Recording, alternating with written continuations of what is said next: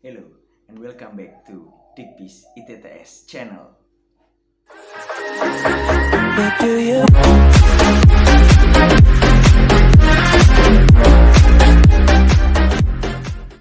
Oke, jadi pada video kali ini saya akan menjelaskan apa sih itu proses modeling method. Jadi sebelum teman-teman menuju ke bisnis proses manajemen, penting untuk memahami metode dalam memodelkan proses. Jadi jika tidak ada modeling dalam prosesnya, proses analis akan sulit untuk melakukan analisis dan penggantian nanti dalam proses analisis dan proses redesign.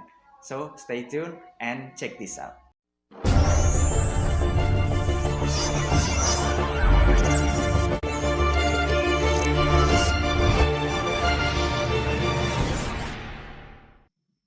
Baik, melanjutkan proses discovery yang kemarin kita bahas di video sebelumnya. Kali ini saya akan menjelaskan mengenai proses modeling method atau metode dalam memodelkan suatu proses. Jadi langkah-langkah yang akan dilakukan dalam proses modeling yaitu ada 5 langkah. Yang pertama, mengidentifikasi proses boundaries. Dalam artian kita harus mengidentifikasi batas-batasan aktivitas apa saja yang ingin dimodelkan.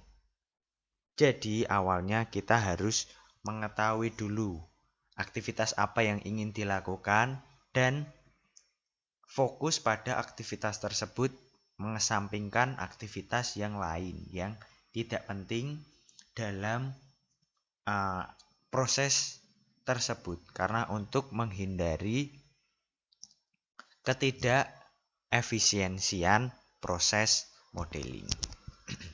Lalu yang kedua, mengidentifikasi aktivitas dan events. Setelah kita tahu aktivitas dan proses apa yang ingin kita catat atau kita modelkan, kita mengidentifikasi aktivitas apa yang ada dalam suatu proses tersebut dan kejadian apa yang terjadi. Lalu yang kedua, mengidentifikasi resources atau sumber dan their handovers.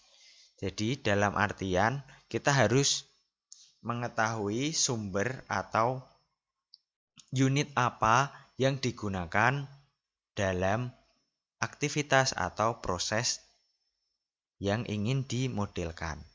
Lalu mereka memindahtangankan kegiatannya ke bagian mana. Lalu identify the control flow. Jadi jika kita sudah mengetahui handover suatu resources, kita harus mengidentifikasi control flow atau membuat panah-panah jadi dari resource ke their handover atau bagian selanjutnya. Lalu yang kelima, mengidentifikasi additional element. Yang kelima yaitu seperti menambahkan elemen seperti data objek. Jadi menambahkan jika ada suatu proses yang perlu menyimpan suatu dokumen atau data, kita harus menambahkan gambar data dalamnya. Lalu tipe berbeda dari suatu kegiatan dan exception handling. Yang pertama, dalam mengidentifikasi proses boundaries, di sini yaitu apa sih yang proses yang harus di-trigger. Jadi di sini kita harus mengetahui batasan-batasan apa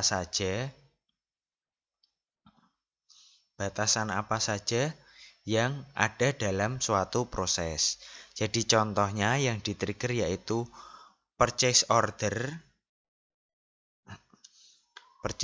receive dan apa yang outcome yang akan dihasilkan jika positif outcome-nya yaitu ordernya terpenuhi dan negatif outcome-nya ordernya reject.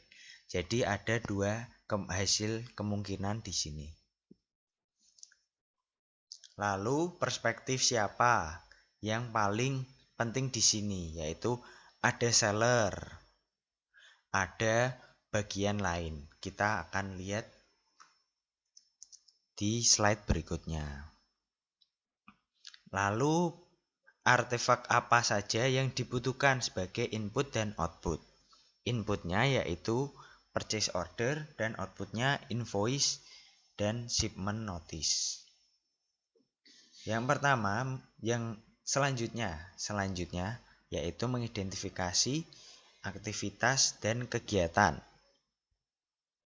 Jadi di sini kita mengidentifikasi aktivitas dan kegiatan apa saja yang ada di dalam suatu aktivitas tersebut. Contohnya seperti cek stock availability, cek raw material availability, retrieve product from warehouse, request raw material, dan lain sebagainya. Ada 12 proses di sini. Jadi dari awal purchase order receive sampai order fulfilled terdapat 12 aktivitas. Jadi penting ya teman-teman untuk mencatat aktivitas apa saja dulu sebelum memodelkan suatu proses. Lalu setelah itu kita mulai mengidentifikasi resources dan handover, memindah tangankannya kemana.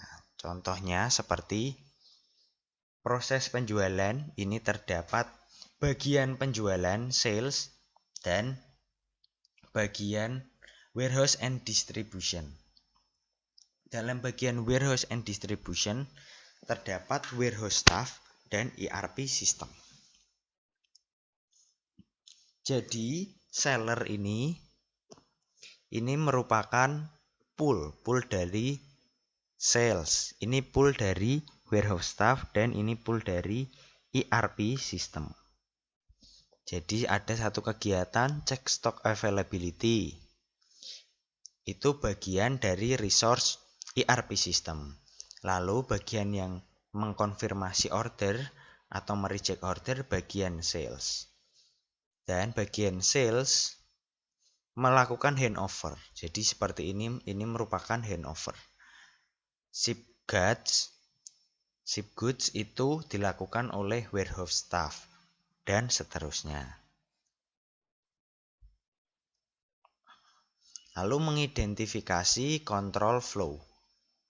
Jika sebelumnya handover ini hanya panah-panah saja, kita di sini sudah mengetahui ada control flow yang dilakukan. Ini ada tanda X dan tanda plus. Ini nanti akan kita bahas di video selanjutnya. Jadi ini melakukan control flow. Jika reject order maka ordernya selesai saat reject. Dan jika ordernya diterima akan ada banyak kegiatan lain sebelum order terpenuhi atau selesai di sini.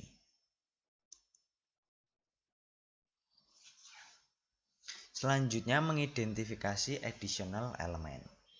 Jadi penting di sini bagian-bagian mana yang kira-kira memerlukan data atau dokumen untuk disimpan.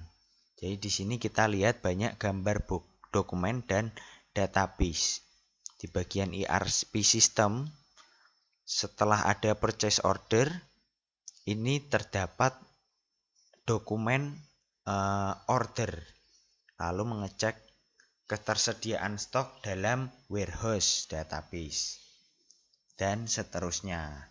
Hingga akhirnya ada archive order, ini ada database order.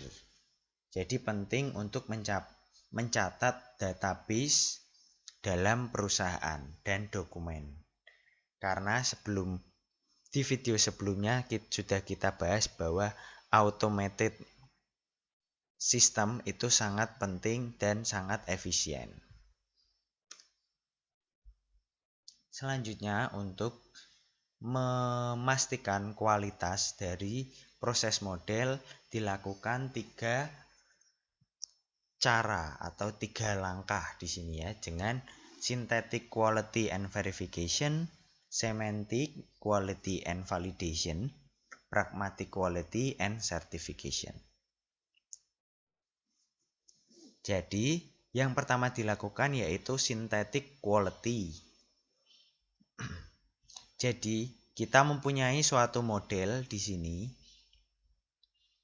Jadi, modelnya yang pertama kita melakukan synthetic quality dengan melakukan verification. Apa saja sih yang dilihat? Yaitu structural correctness and behavior correctness. Jadi, di sini hanya mengecek mengenai apakah diagram-diagram dan flowchart yang ditulis itu sudah sesuai dengan standar atau belum, tanpa memperhatikan apakah proses itu betul atau tidak sesuai dengan di lapangan. Nah, kalau untuk proses itu betul atau salah di lapangan itu dilakukan dengan semantic quality. Di sini semantic quality yaitu melakukan validation. Jadi melakukan mengecek validitas apakah betul proses yang dicatat ini sesuai dengan apa yang ada di lapangan atau tidak. Lalu setelah itu mengecek completeness atau kelengkapan, apakah semua proses sudah dicatat atau belum. Yang selanjutnya, yang terakhir yaitu pragmatic quality. Ya, ini yang terakhir, jadi dengan melakukan certification, apakah model itu mudah untuk dipahami? Jadi suatu model perlu untuk mudah dipahami oleh orang awam sekalipun. Jadi jika terdapat suatu gambar-gambar atau bentuk chart yang sekiranya orang awam kurang paham, si proses analis dapat menambahkan keterangan. Lalu maintainability ini penting karena suatu model harus bisa diubah untuk kebutuhan perusahaan ke depannya. Jadi maintainability di sini proses analis harus menyiapkan soft file dari proses model tersebut yang kedepannya nanti dapat digunakan untuk direvisi. Dan learning di sini dilakukan oleh domain expert dan staff-staff yang ada di unit. Jadi semua diharap bisa belajar dan memahami suatu proses.